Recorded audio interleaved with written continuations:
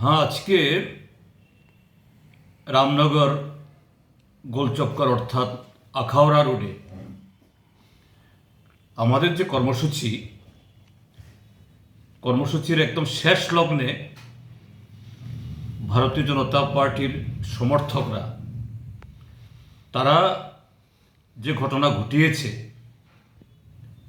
যে স্লোগান তুলেছে এবং আমাদের কয়েকজন যারা জনসভায় অংশগ্রহণ করেছেন তাদের উপরে হামলা চালিয়েছে, তো আমরা তো জানি যে এই রাজ্যের মধ্যে জনগণের কথা বললেই,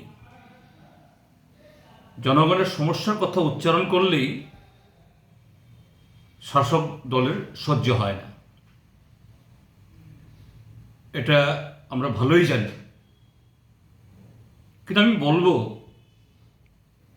যে তাদের প্রতি আমার রাগ, দুঃখ, অভিমান করারও কিছু নেই, আর করলেও তার কোনো অর্থ নেই।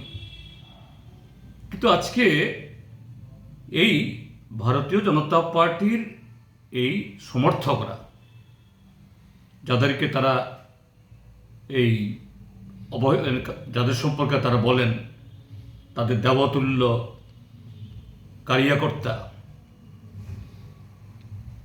পুলিশের সামনে অনেক পদস্থ পুলিশ অফিসার ছিলেন, তাদের সামনে যে স্লোগান তুললেন, অমুকের চামড়া তুলে নেব আমরা,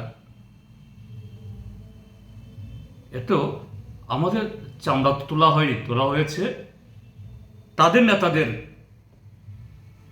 তাদের যে লজ্জা শরমের মুখোশ তারা খুলে নিয়েছেন। আমাদের রাজ্যের মুখ্যমন্ত্রী তিনি বলে বলে বেড়াচ্ছেন রাজ্যের শাসনের এটা একেবারে উচ্চ মাত্রায় চলছে, যদিও তার শরিক দলরাই বলেন যে আইনি শাসন নেই।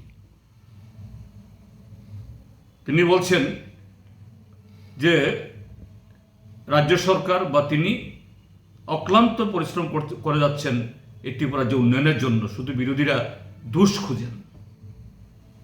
ত্রিপুরা রাজ্যের মধ্যে আইনের শাসন বিগত 50 বছর বা 70 বছরের চাইতে খুবই উন্নত, মানুষ সুখে আছেন।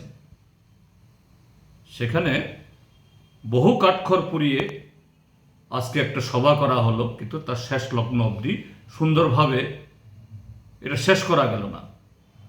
প্রকাশ্যে স্লোগান তুলছে, চামড়া তুলে নেবে, চোখ খুলে নেবে। তো কার চামড়া তুললো তারা? কার মুখোশ খুললো তারা? কাকে লজ্জা দিল তারা? রামনগর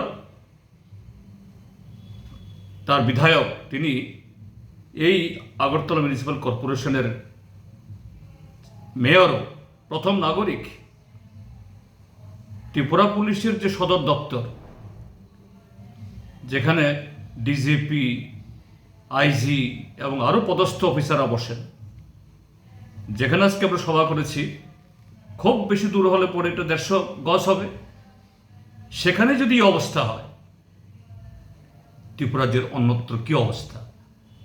কাজেই ত্রিপুরা রাজ্যের মানুষ, তাদের কাছে আমার আবেদন, দেখুন এটা শুধু অভিযোগ না, এটা ঘটনা, এটা বাস্তব